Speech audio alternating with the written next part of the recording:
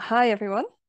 Thank you for joining me this evening. My name is Ciara Chivers, and I'm a genealogist based in Northern Ireland. And I'm excited to share this Irish genealogy secret with you all. So I'll turn off my camera now so that I'm not distracting you, and we can get started. So this secret is an underused source for Irish genealogy. It is known as the Journal of the Association for the Preservation of the Memorials of the Dead in Ireland, quite a long-winded title, also known as the Journal of the Irish Memorials Association. During the remainder of the talk, I'm just going to refer to them as the journals for short. My objective for today is that you will go away feeling motivated to explore these journals and equipped to do so. With that in mind, here's the agenda. Firstly, what are the journals? We will look at why, when, and how they were produced to help you make sense of them. And then we will look at what you can find in the journals to give you an idea of when they are most likely to be relevant for your research. The next question we will address is, where can you access the journals? And then we will explore, how do you use the journals effectively? And as Alison said, if you think of any questions while I'm talking, please just type them into the Q&A box at the bottom of the screen, and I'll do my best to answer them at the end. Why, when, and how were the journals produced? The goal in producing the journals was to improve the care of Irish burial grounds. The people who produced them recognized the value of the information inscribed on gravestones, and they were concerned about that information being lost through neglect and weathering and vandalism. So they recorded gravestone inscriptions and also details of artifacts found around churches, along with supplementary material from history books and parish registers and other sources. The journals were produced between 1888 and 1939, so when we're reading them, we should be aware that they were written in the context of the late 19th century and the early 20th century. Over the course of those 50 years, more than 8,000 pages of content were printed. This content was crowdsourced from volunteers who had a range of skills and interests and motives for participating, as well as historians. Contributors to the journals included clergy providing information about their parishes and people researching their own ancestors. There was limited coordination of this activity. The editors of the journals outlined the type of material that they wanted, but they did not give directions about which locations to survey or what exactly to submit. Now, keep that in mind because it helps to understand the unpredictable nature of the journals. The type of content and the extent of it varies considerably from one place to another. I would just like to briefly explain the name changes. So back in 1888, the journals were originally produced by a subcommittee of the Royal Historical and Archaeological Association of Ireland, and they were titled Reports of the Fund for the Preservation of the Memorials of the Dead in Ireland. After a few years, that subcommittee became a standalone organisation called the Association for the Preservation of the Memorials of the Dead in Ireland, and the title of the journals changed accordingly. And it remained that way for almost 30 years until 1920, when the association took over the Dublin Parish Register Society and it rebranded as the Irish Memorials Association. The Dublin Parish Register Society had been publishing transcripts of parish registers, which was complementary to the association's work. So the reason I'm telling you is the significance of this for us as researchers using the journals today is that this was a continuous project carried out over the course of half a century. And despite the name changes, the goals and the ways of working were the same throughout. Okay, now let's see what these journals actually look like. Here are some examples of front covers of the journals. The first two images are covers of earlier issues, which had this beautiful illustration on them. The third image shows the simple text format that was used in later years. And here we have some pictures of sample of the content found inside the journals. And don't worry if you can't read it. In a moment, we will look at some examples that are easier to read. I just want to first give you an impression of what the journals look like overall, so that you can imagine what it might be like to flick through them and search for things. You can see that they are mainly text, interspersed with some nice illustrations, and various different fonts were used, and the text was in short sections that are broken up by horizontal lines and arranged under headings and subheadings. Okay, now let's look at that content in a bit more detail. What can you find in the journals? Well, gravestones were at the heart of the association's mission. The vast majority of journal entries contain transcripts of gravestone inscriptions.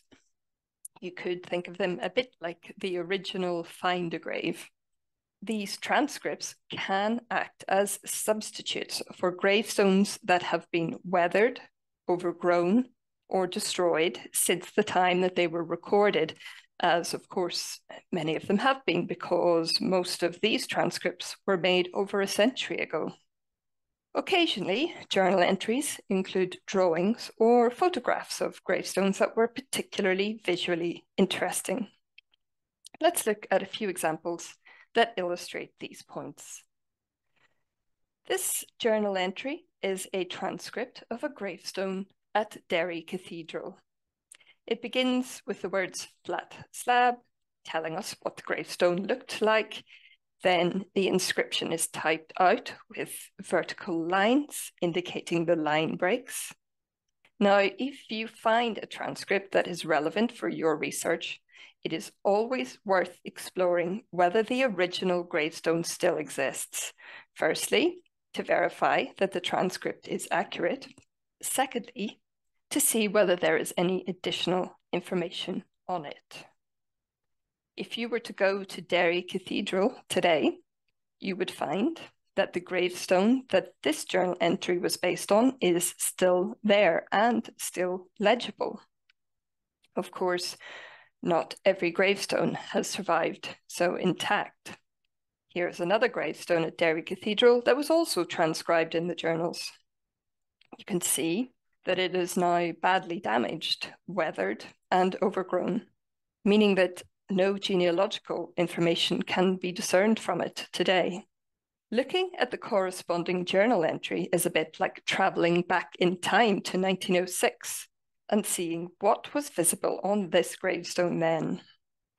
This is an example of how the journals can act as an invaluable substitute for other sources that have been lost. I mentioned that drawings and photographs of visually interesting gravestones were sometimes included in the journals, and here are a couple of nice examples from Meath and from Dublin. We can also find snippets of family history in the journals. About 1 in 10 journal entries include some family history. These can range from a few words to several pages. Very occasionally, they contain pedigree charts or descendant reports. These snippets of family history can provide valuable clues for genealogical research, some of which would not be easily obtained elsewhere. This journal entry is from Wicklow, and it contains both a gravestone inscription and some family history.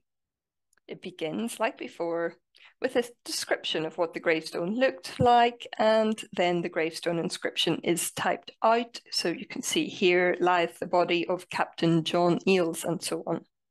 The last section tells us the family history of the people buried there.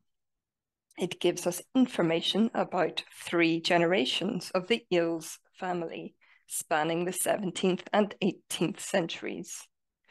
The last 2 lines state that John had, quote, a daughter, Elizabeth, married to Reverend John Madden, rector of Boviva, County Derry, end quote. This couple was mentioned again in another journal entry, which added information about the next generation of the family. This entry is from Macrofelt in County Derry, which is over 100 miles away from the previous entry in Wicklow. Again, it contains both a gravestone inscription and some family history. It begins with the details of the gravestone of Lucretia Steele, and then at the bottom it states that Lucretia was, quote, one of the 7 daughters of the Reverend John Madden, rector of Boviva, Diocese of Derry, by Elizabeth Eales, his wife, end quote. This example illustrates the fact that people and places can appear multiple times across different issues of the journals. So it is worth continuing to search even when a match has been found. It also shows that you may find relevant information in an unexpected place within the journals. Another type of content we can find in the journals is transcripts of parish register entries. Some journal entries include transcripts of selected parish register entries of interest to the contributor. Others are transcripts of whole volumes of parish registers. After the association took over the Dublin Parish Register Society, it introduced sections of the journals that were dedicated to transcripts of whole volumes of parish registers. Most of those were from County Dublin, though there were a few from other parts of Ireland as well. Here is an example of transcripts of a parish register from Old Loughlin in County Carlow. This extract shows details of baptisms, marriages, and burials in the parish in the year 1790. The full journal entry has details of events over a 32-year time span, along with information about the history of this parish register. Transcripts of funeral entries are another type of content that can be found in the journals. This may be a source that isn't familiar to so many people. Funeral entries are a type of record made by the authorities that regulate the use of coats of arms. In Ireland, as in many countries, coats of arms are hereditary. The authorities keep track of when people who had coats of arms died and the identity of their heirs. Therefore, funeral entries recorded the deaths of people who had coats of arms, and they often included a drawing of the coat of arms in question, and in many cases, details of their family. Some volumes of the journals have sections dedicated to transcripts of funeral entries. Later volumes have drawings of the corresponding coats of arms.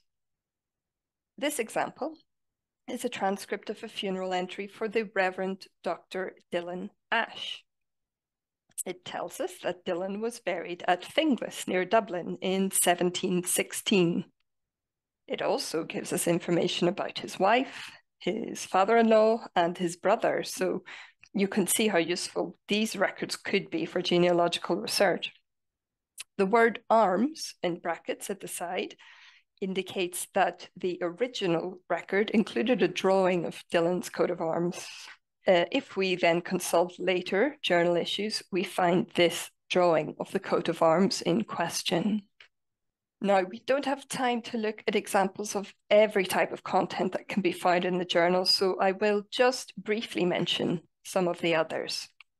Newspaper clippings. A series of birth, marriage, and death notices were transcribed from early editions of the Dublin Journal newspaper, and different types of articles were sometimes copied from other newspapers. Wills. After Ireland's Public Record Office was destroyed in 1922, taking with it most of the testamentary records that existed in Ireland at that time, the association started publishing transcripts of some original wills that they were able to source. Coats of arms. I've already talked about the drawings of coats of arms from funeral entries, but they also published drawings of coats of arms that were copied from gravestones and from other sources. So if you're interested in heraldry, you'll want to check this out. Local histories. These can provide great context for genealogical research, allowing us to build up a richer picture of our ancestors' lives. Sometimes the local histories in the journals were extracted from earlier publications, and other times they were compiled from original records. In both cases, it is worth trying to track down the underlying sources because they may very well contain further information of relevance to your research. In this way, the journals can act as a gateway to other valuable sources. Church and graveyard histories and illustrations. These reflect the association's goal of improving the care of burial grounds. And this ecclesiastical focus extended to lists of ministers by parish and descriptions of church plate, such as chalices. Notes from some family Bibles were included in later volumes. We can also find the names and residences of subscribers to the journals and those who contributed content, and more. It really is an eclectic compilation of material. So what does all this mean in terms of the type of genealogical data we can expect to find? The journals often provide information about family groups. And this is significant because it can be difficult to find this sort of information elsewhere. Many of the other sources that survive for researching Ireland prior to the mid-19th century only name the heads of households, and they give little or no information about other family members. In the journals, we commonly find people's place of burial, or at least where a memorial was erected for them, plus their date of death and their age of death, which allows you to work out an approximate date of birth. Place of residence is identified for about 1 in 5 people. Occupation is identified for about 1 in 3 men. And occasionally we find birth, baptism, and marriage details as well. In terms of geographic scope, the journals contain information from every county in Ireland. However, the extent of coverage varies considerably between parishes, and many parishes are not covered at all. Consequently, the journals will be more useful for researching some locations than for others. I would recommend examining all entries for a place of interest and nearby places. Even if they do not mention your research subject, they may still signpost useful avenues for further research. Some journal entries provide information about events that occurred outside Ireland. For example, later volumes included gravestone inscriptions for Irish people who were buried in other countries. In order to understand when and why it might be relevant to consult the journals, we should also consider the date range that the information covers. Most of the information in the journals relates to the 18th and early 19th centuries. There's also a reasonable amount of information relating to the 17th century, and there are outliers either side of this range. So, for example, the details of subscribers and contributors relate to the date of publication. This date profile means that the journals helpfully supplement mainstream sources for Irish genealogical research. Civil registration of births and deaths in Ireland only began in 1864, and most parish registers only go back to the early to mid-19th century.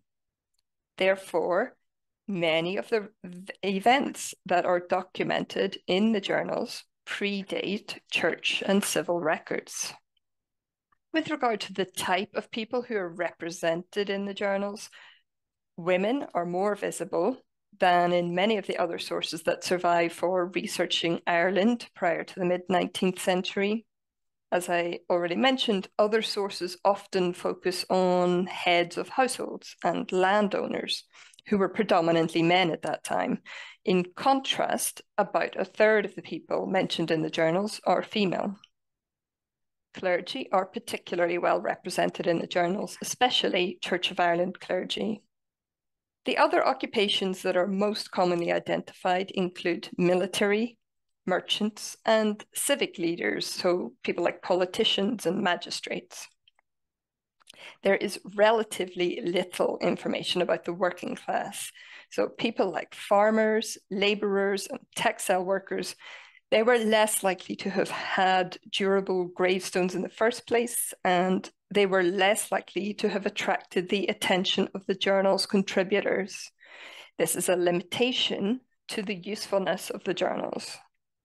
The reality is that only the lucky few will find their own ancestors mentioned in the journals, but most people will find something of interest and value for their research.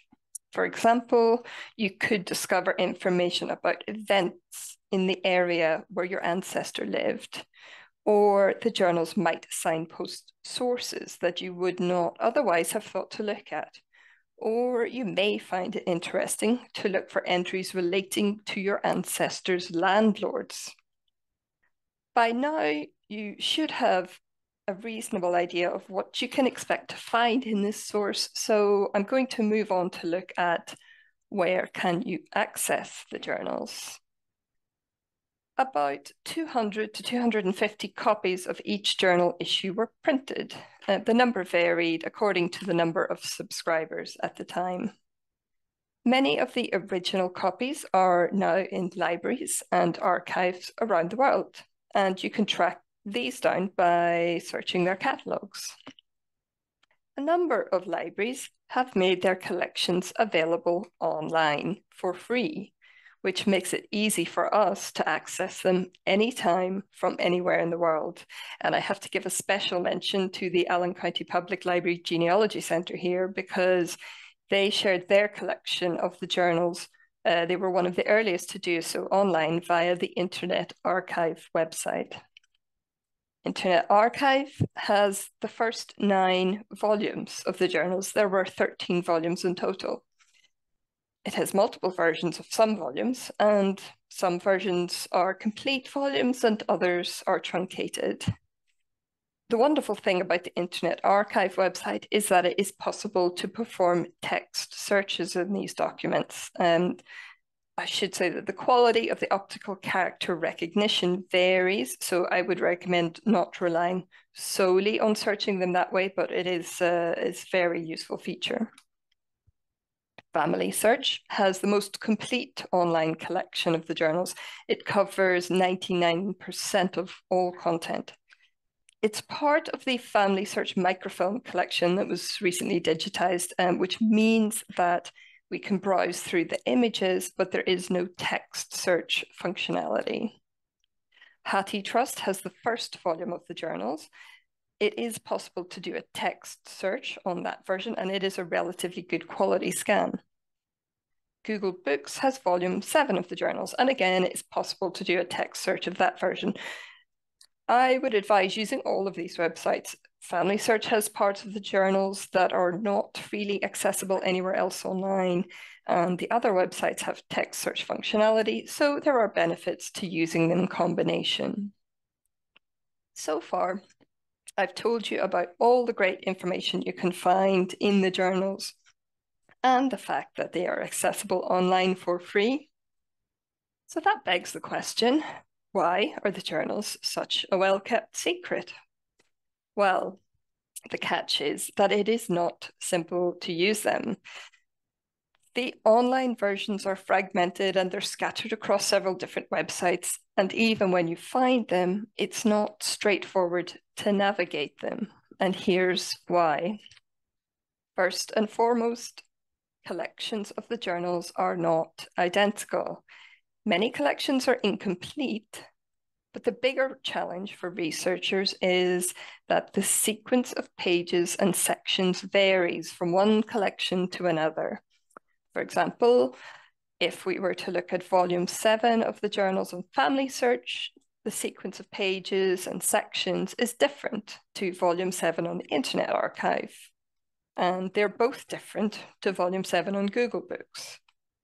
To understand why that is the case, we need to learn more about the structure of the original print copies of the journals. There are 13 volumes of the journal, and each volume was printed as a series of issues. There are 65 issues in total. The journal's numbering system was inconsistent. Some issues were labeled as volume and number, others were labeled as volume number and part. And subscribers generally had all the issues in a volume put together and hardbound as a consolidated document. So that's the format in which we usually find them when we're looking at original print versions in libraries and archives today. However, subscribers often rearranged the sections before binding them, and each subscriber took their own approach to doing this. To understand why, we need to learn a bit more about the different sections of the journals. In the beginning, the structure was straightforward. There was a preface, and there was the main content. And the main content was mostly what they called reports from counties, with material arranged by county, and within each county by parish. And the counties and parishes were in alphabetical order. As time went on, other short features were added at the end of the main content, such as the transcripts of wills. The structure of the journals became more complicated later when they introduced sections dedicated to funeral entries. These had their own page numbering sequences independent of the main content, with the page numbers shown in square brackets to differentiate them. It then became more complicated again when they introduced sections dedicated to parish registers. These also had their own page numbering sequences, independent of the other sections, and this time the page numbers had asterisks attached. Plus, there were separate indexes for the main content, the funeral entry sections, and the parish register sections. Let's look at an example to try and help understand this. So, first issue of volume 11, produced in 1921, had the main content with page numbers 1 to 47, followed by a funeral entry section with page numbers 27 to 36 in square brackets, followed by a parish register section with page numbers 1 to 66 with asterisks. The second issue of volume 11, produced later the same year, had the main content with page numbers starting at 49, followed by a funeral entry section with page numbers starting at 37 in square brackets, followed by a parish register section with page numbers starting at 67 with asterisks. And so it continued in the 6 issues that made up volume 11. Plus, there was an index for the main content with page numbers 1 to 55 and an index for the parish register section with page numbers 1 to 68. So when it came to consolidating these issues for binding, some people just put them one after another in the original order in which they came. Other people rearranged the sections so that all the main content was grouped together, and all the funeral entries were grouped together, and all the parish registers were grouped together. Some people inserted the indexes at the end, others at the front, and the whole lot might have been bound as one document, but if that was too big, it might have been split randomly somewhere in the middle, or it might have been split by section type. I hope you are starting to see why collections of the journals are not identical. Don't worry if I lost you somewhere there, because it is complicated, and that is why I have developed a website that explains all of this and provides guidance on how to use the journals effectively. So let's look at that now. How do you use the journals effectively?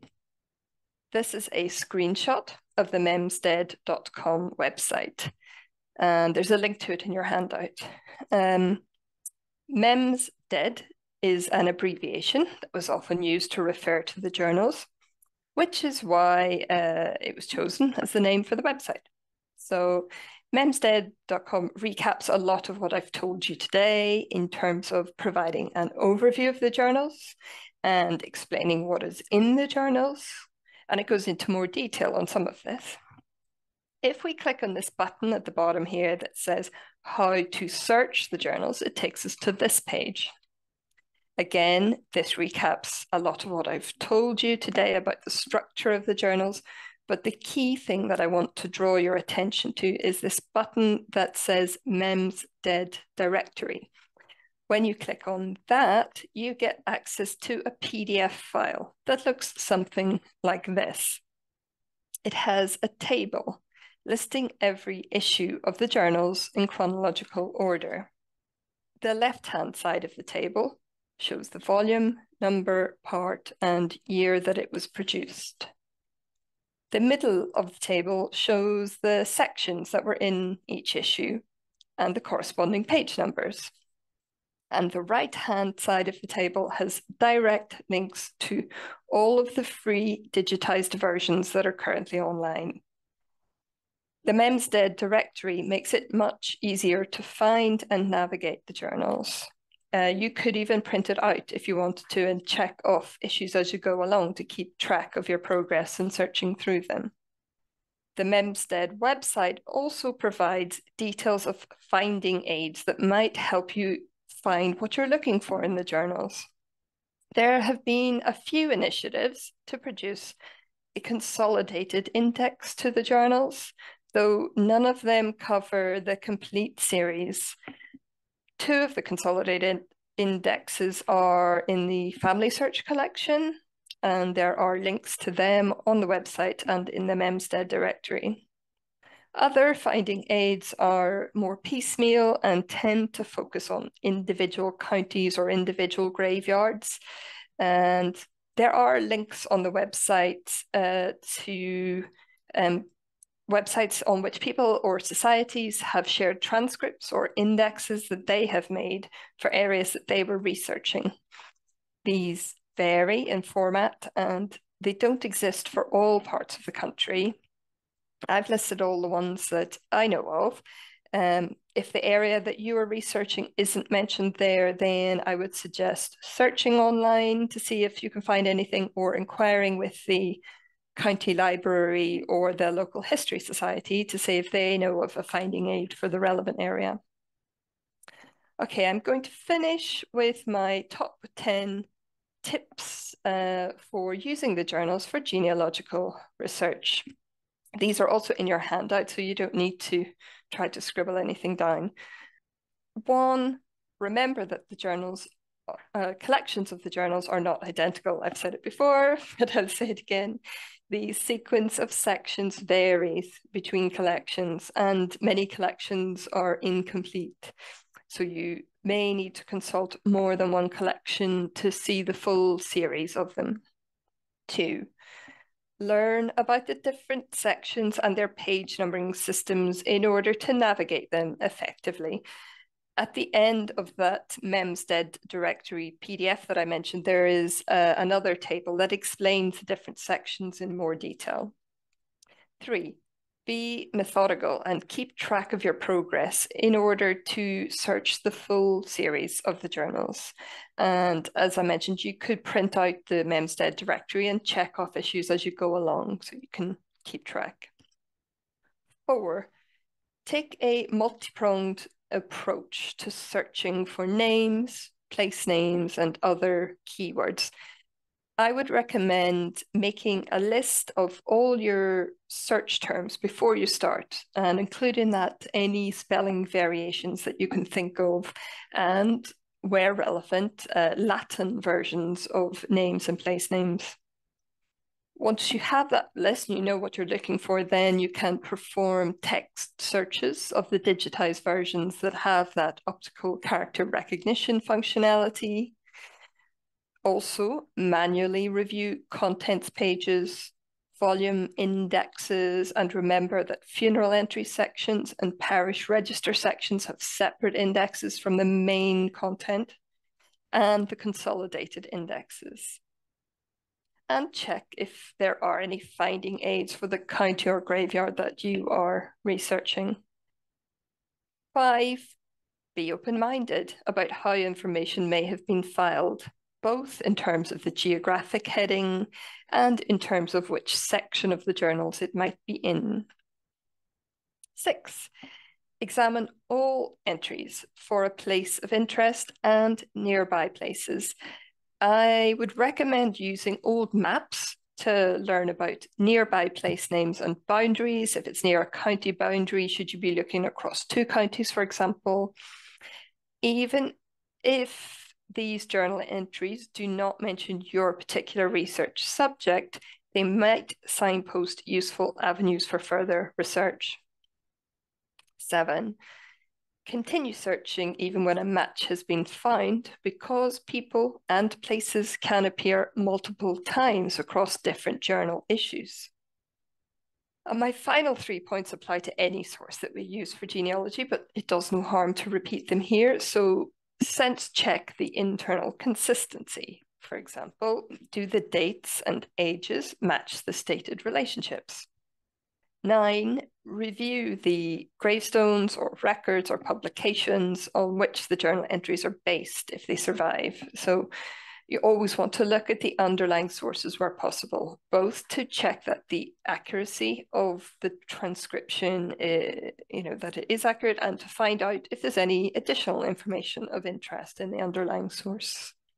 And finally, correlate journal entries with different sources to identify and overcome errors. And that could be errors in the journals or errors in other sources. And I found examples of both. So that's all from me. I hope I have motivated you to explore the journals. If you would like to find out more about this source, check out the memstead.com website, which has hundreds more examples of journal entries that you can browse. Also, I post examples of journal entries on social media, so you can follow Memstead on Facebook and Twitter and Mastodon for a daily dose of Irish genealogical inspiration. If you want to get in touch with me about other Irish genealogy research, my email address is there on the screen. Shamrock Roots is my trading name. And now I will do my best to answer any questions that you have. How far back do these journals go? Some of them go way back. I mean, like the sort of 15th century, and it does refer to some really old events and old tombs and monuments and things. But I think in terms of gravestones, in the sense of what we would think about as a modern gravestone, you're not going to find very many before the 17th century. And yeah. Someone's asking if they are searchable, or do you just have to scroll through them? So as I said, some of the digitized versions are text searchable, some of them are not. And even the ones that are text searchable, I wouldn't rely solely on doing the text search, because that relies on the quality of the scan, the quality of the optical character recognition, and the nature of some of the journal entries doesn't lend itself well to optical character recognition either, because sometimes they would use stylized fonts and they would try and replicate the look of the original gravestone sometimes, which can make it quite difficult for an OCR to pick up accurately what the text actually says. So I would approach it from different angles. Yes, try the text search of the versions that have that functionality. Also look at the contents pages, also look at all the different indexes that are available and the finding aids, if there's a finding aid for the area that you are researching. Someone's asking if these would only be for people of means, or would poor farmers have gravestones as well? Like many sources, they are going to be biased towards the upper classes and the landed gentry. And yes, those people are going to be more likely to have had durable gravestones. They are more likely to have caught the attention of the people who contributed to the journals and who gathered this material. You are less likely to find tenant farmers represented. You never know, never rule it out, but it's much less likely. And so that's why I was saying, realistically, most people are not going to find their own ancestors mentioned in the journals, but what you can hope to find is useful context about the area in which they lived, potentially information about their landlords, which could be interesting for understanding more about their lives, signposts to other sources that you wouldn't have otherwise thought to look at, that might contain more useful information about your ancestors' lives or the context in which they lived. Someone's wondering how to find a journal for county. Each journal issue covered most counties. So there isn't one issue per county, if you see what I mean. So if I look at volume 1, it might not have all 32 counties, but it might have 20-something counties, content in there. So there isn't a shortcut, I'm afraid. You have to go through each volume one by one, unless, I'll qualify that, there's a finding aid for the county or the particular area that you're researching. So if you have a look, shall I maybe show up on my screen where I've got some details of the finding aids and which counties there are. If I go into how to search the journals on the Memstead website, and scroll down to, here's the nice stylized text I was mentioning, and underneath that there's a section called finding aids. Those are it starts by mentioning the consolidated indexes, and then it mentions some counties for which there are finding aids. So you can see there's Carlow, Laois, Clare, Dublin, Louth. There are a few from Tyrone. That's not all of the entries that exist for Tyrone, but perhaps the person who asked that question might want to start with that, and that might potentially shortcut their research. And there's one for Westmeath there as well. So yeah, that's my advice on that one. The denomination of these journals, are they Protestant? Are they Catholic? What are we looking at? You could find anything in there, yeah. In the time period that we're talking, we're going back to a time period where pretty much all graveyards were owned by the Church of Ireland. It was the established church, which means it was the state church till sort of 1869. It was officially disestablished, but prior to the 19th century, they controlled most of the graveyards. And so most people would have been buried in the same graveyards at that point in time. And for various other reasons, you may have also found non-Anglican people buried in Church of Ireland graveyards, or baptized or married in Church of Ireland churches. So we're going back to a time period where there wasn't that clear delineation that you would find once you get into the sort of mid-19th century and onwards. Then you would typically find people buried in a more segregated fashion. Are any of the counties missing from the inclusion in the journals? None are missing. There's some content from every county. Some counties are much better represented than others. So as a very broad brush statement, the southern half of Ireland is better represented than the northern half. So Ulster, there are less entries as compared to Munster or Leinster, but that's quite a generalization. So it will be down to the individual parish or graveyard that is relevant for you. Yeah, so it's hard to make a statement that's generally applicable. But for any part of Ireland, it's worth looking at them, put it that way. Someone's asking a clarifying question. When you say parish, are you referring to an actual church parish or civil parish? So civil parishes, by and large, are the same thing as Church of Ireland parishes. Catholic parishes had often different names or different boundaries from the Church of Ireland parishes. So you will find both types of parish, both types of graveyard in the journals. Yeah. Oh, someone's wondering, do the journals cover counties in Northern Ireland as well? Yeah, so they started to be produced in 1888 when Northern Ireland had not yet been conceived of. So yes, they cover all of the 32 counties. Would the journals have any death information from the churches?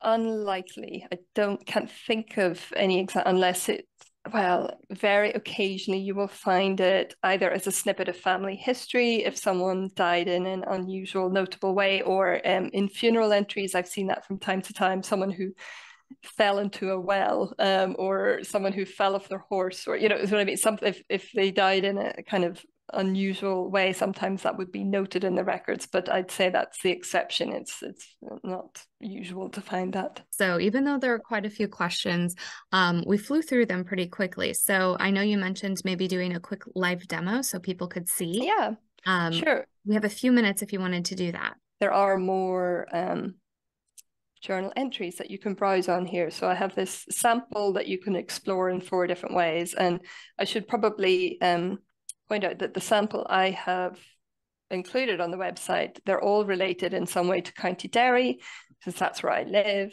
So that's what I'm personally interested in. So, you know, this is not representative of all the journal entries that exist, and it's certainly only a very tiny fraction of all the journal entries that exist. So don't think if it's not on here, it's not in the journals. This is, you know, maybe 1 or 2% of everything that's in the journals.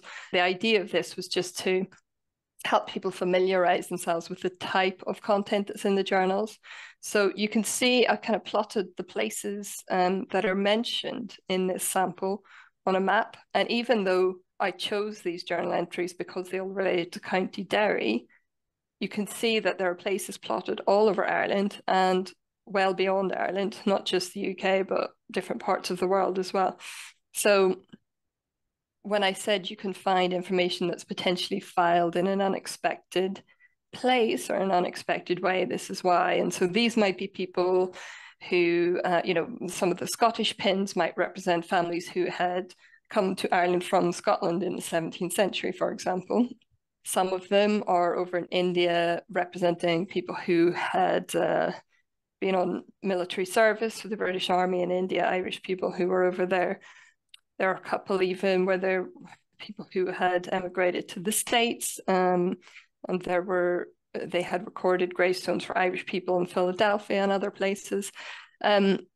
You can browse by map, see if there's anything that takes your interest there. You can also just explore by entry, which is fairly straightforward. You can just filter by different types of entry. So if you wanted to see, you know, for example, an example where there's a pedigree chart in the journals, let's say, I think I've got a picture of this one, which might be interesting to look at.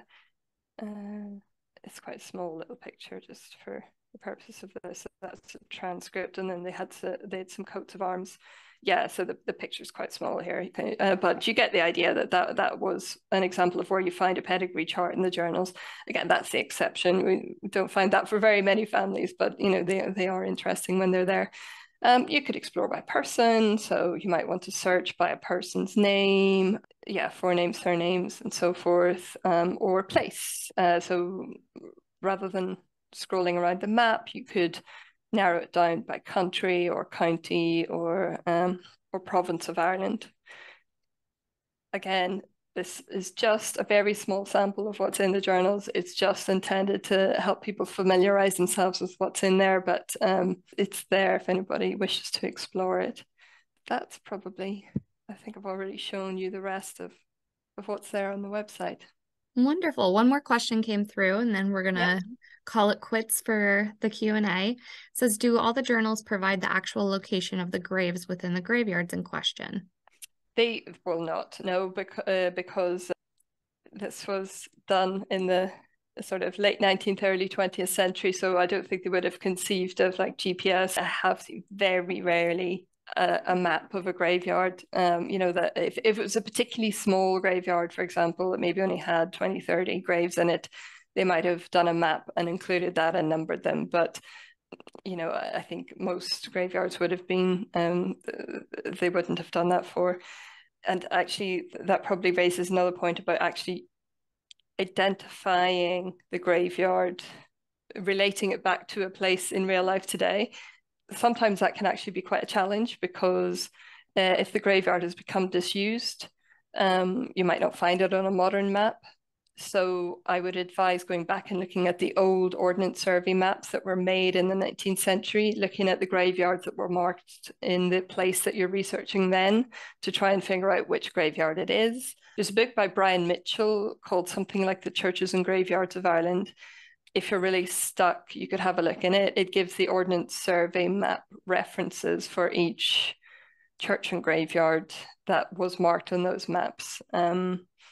Yeah, so sometimes that can be tricky because the name that was used in the journals might not be the name that is used in modern times, or it might just have been out of use for so long that it's difficult to find records of it and so forth. So yes, sometimes that can be a bit of a challenge as well. Thank you so much for a wonderful presentation. They have been singing your praises in the chat, which has been wonderful to see. So thank you for taking your time to give this presentation. Thank you to our attendees for taking time out of your schedules to attend. Have a wonderful rest of your day, and bye.